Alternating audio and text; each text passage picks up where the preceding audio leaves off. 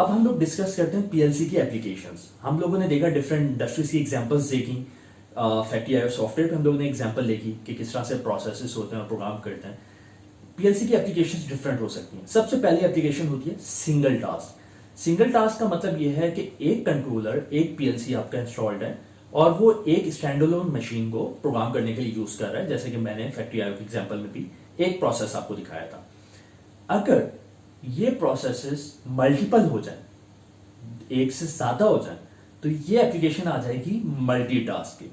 Multitask में क्या होगा कि हमारे पास पीएलसी होगा और वो डिफरेंट प्रोसेसेस के इनपुट आउटपुट्स को, या आईओस भी हम लोग कहते हैं, आउटपुट्स को कंट्रोल कर रहा होगा।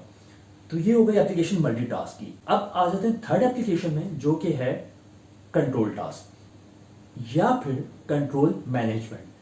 इसमें हमारे पास क्या होता है कि एक मास्टर पीएलसी होगा जो हो सकता है हमारे पास किसी कंट्रोल रूम में इंस्टॉल्ड, और machines, different processes and different production lines machines हैं, उस पर डिफरेंट पीएलसीज इंस्टॉल्ड है, जिनको हम लोग स्लेव पीएलसीज भी कहते हैं।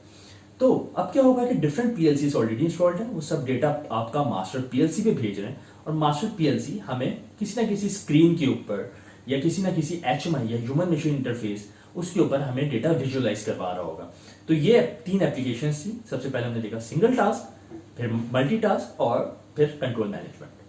अभी automationplay.com पे जाइए और ऑनलाइन कोर्सेज कीजिए पीएलसी और आईआईओटी पे, जिसके ऊपर डिफरेंट फ्री और पेड कोर्सेज अवेलेबल हैं, जिसके ऊपर आप कोर्सेज कर सकते हैं पीएलसी, एचएमआई और स्काडा पे। और यहाँ पर मेरे यूट्यूब चैनल पे जाके सब्सक्राइब कीजिए और ये फ्री लेसन्स और ट्यूटोरियल्स अवेल कीजिए।